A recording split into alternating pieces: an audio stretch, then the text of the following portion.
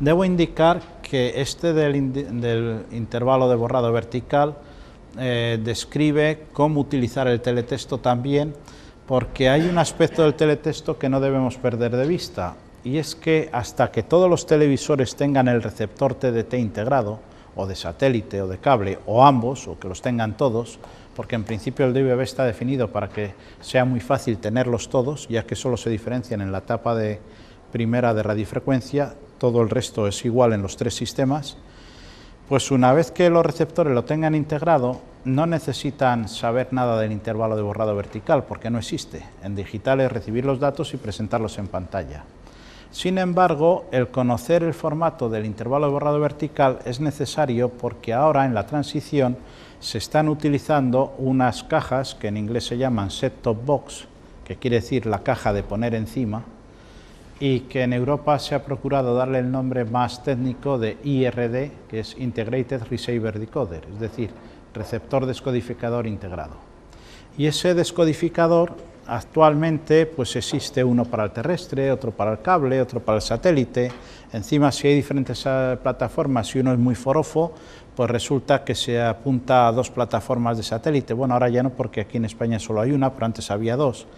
Y también existía el operador Quiero TV de terrestre. Entonces el que era muy forofo y se apuntaba a las tres plataformas tenía que tener tres cajas una encima de otra y cosas de esas. Y eso es una locura. De lo que se pretende el DVB precisamente es que sea lo más sencillo posible. De hecho, en el mercado ahora empieza a haber ya IRDs que tienen entrada de satélite y de terrestre. Pero en cualquier caso esas cajas se comunican con el televisor convencional.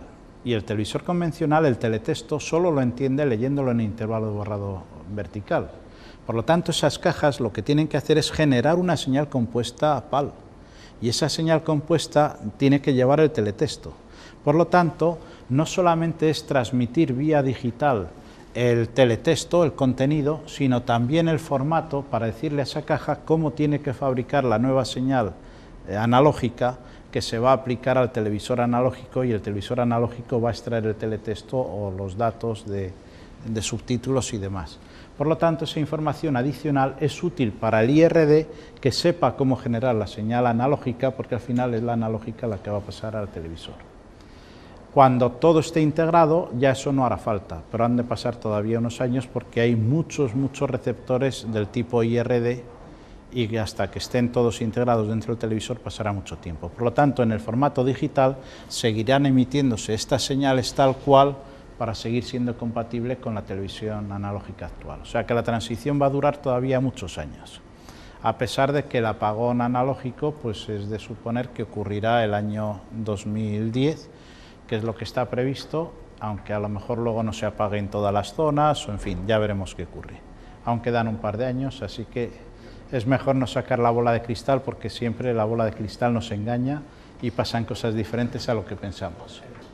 Sí, el IRD tiene una salida que es, puedes elegir, hay varios formatos, puede ser RGB, puede ser S-vídeo, puede ser vídeo compuesto, el teletexto en cualquier caso en la señal de si es RGB no, pero en el S-vídeo y en el compuesto el teletexto iría en las líneas de borrado al intervalo vertical, y eso lo ha tenido que generar el IRD. También puede salir en radiofrecuencia, PAL, radiofrecuencia. Entonces, cuando ese PAL de radiofrecuencia o el PAL banda base se aplica a través del conector, el SCART, es la tele la que, leyendo las líneas del intervalo vertical, lee el teletexto. Que tampoco es necesario, que puede ser el propio IRD el que muestre el teletexto directamente. Que no sea la tele la que lo extraiga de la señal de video. Ah, bien, sí. En ese caso ya va puesto en la propia señal PAL que va a parar al televisor. También otra cosa, el hecho de que el receptor esté integrado en el televisor también puede ocurrir, supongo que no, aunque al principio es posible que haya ocurrido, pero más adelante no ocurrirá. Y es que muchas veces, con el fin de salir al mercado de forma temprana, lo que se hace es poner el IRD, se le quita la caja, la fuente de alimentación, se mete dentro del televisor y listo, y el interface se hace analógico. Entonces eso es, más que decir integrado, es que está dentro de la caja, pero de integrado nada. Integrado es que forma parte del diseño original del televisor, porque en ese caso, si el IRD forma parte del diseño integral del televisor, es muy importante las facilidades que se pueden tener, puesto que el IRD tiene que tener memoria suficiente para almacenar un cuadro completo de imagen. Normalmente es así como trabajan. Por lo tanto, teniendo eso, se puede ya incorporar directamente en el televisor el formato de 100 hercios, eso de repetir la imagen 2 veces y disminuir el parpadeo.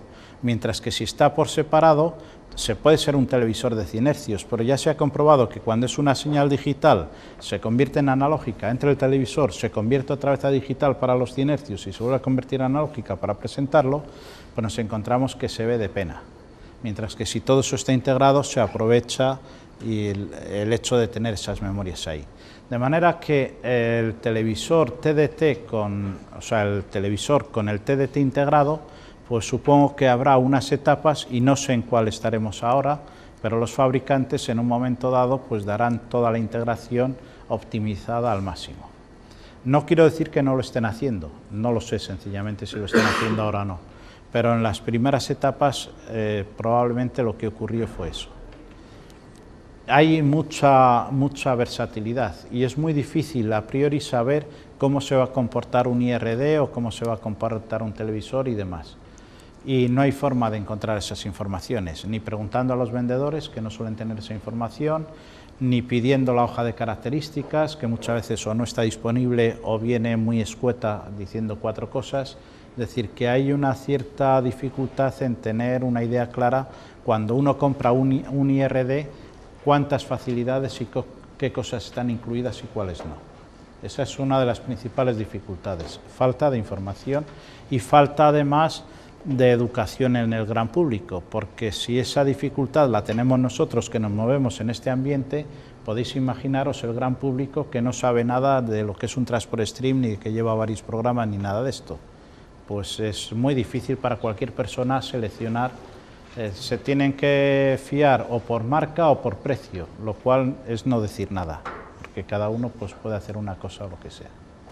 Bien, resumiendo, un Transport Stream del DVB, a diferencia de uno del MPEG, es que el MPEG define vídeo y audio, el DVB elige un determinado formato de vídeo, un determinado formato de audio, pero además define toda una serie de formatos de datos que los tenemos aquí resumidos.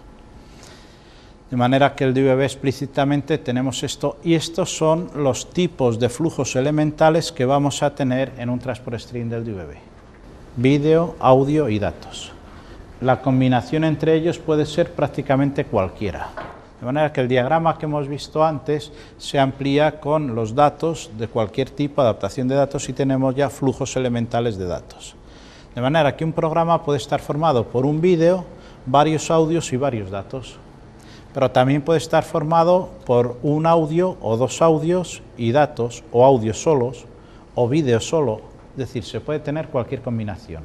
Lo único que no se puede tener es 2 vídeos en el mismo programa, el mismo servicio. O sea, o no hay vídeo o hay uno solo, pero nunca 2.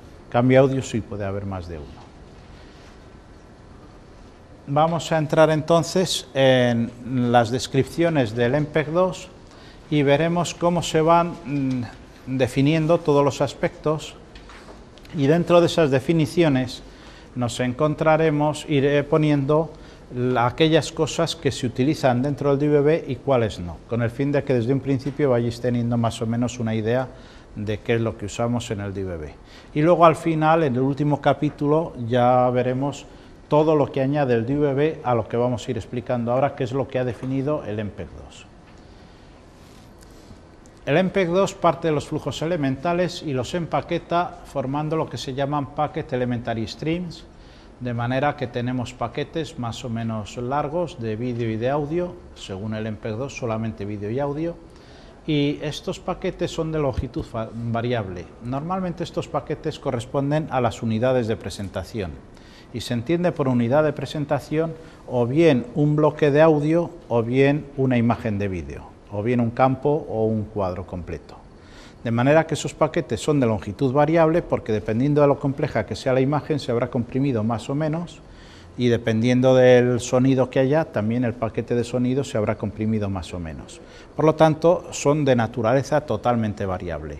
En el caso del vídeo, otro factor de variabilidad es que el grado de compresión es diferente para las imágenes de tipo I, de tipo B o de tipo P. Por lo tanto, ya digo que son paquetes muy variables.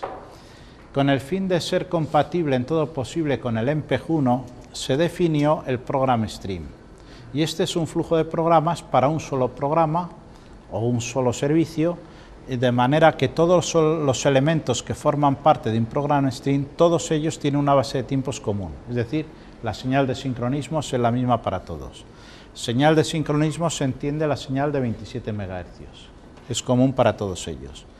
Es análogo a la capa del sistema del MPEG-1, que es este número de aquí, y tiene unas marcas de tiempo, que es el reloj de referencia del sistema, y es un formato que se pensó como conveniente, sobre todo para aplicaciones de un solo programa, como es el vídeo bajo demanda, Video on Demand, y también servicios punto a punto, servicios por Internet, de manera que este era el formato adecuado para el mundo de Internet y cosas así. Sin embargo, cuando el DVB definió que para broadcasting lo que interesaba es el transport stream, que lo veremos ahora, pues resulta que los fabricantes, tanto de circuitos integrados como de equipos, se volcaron con el transport stream. Han pasado una serie de años, nadie parece haber hecho uso del program stream, y ahora cuando alguien quiere hacer servicios de un solo programa, lo que hace es usar un transport stream de un solo programa en lugar de usar el program stream. Por lo tanto, es muy difícil que veáis en uso práctico el transport stream. Lo normal es que todo vaya siempre en transport stream. Me refería a program stream, es el que no se usa, y transport stream de un solo programa es el que sí se usa. Como digo, programa es la denominación que le da el MPEG-2, así que iremos hablando ahora de programas. Por lo tanto, el transport stream es el resultado de combinar uno o más programas que tienen a su vez una o más bases de tiempo. Esto permite que cada programa del transport stream sea independiente por completo de todos los demás.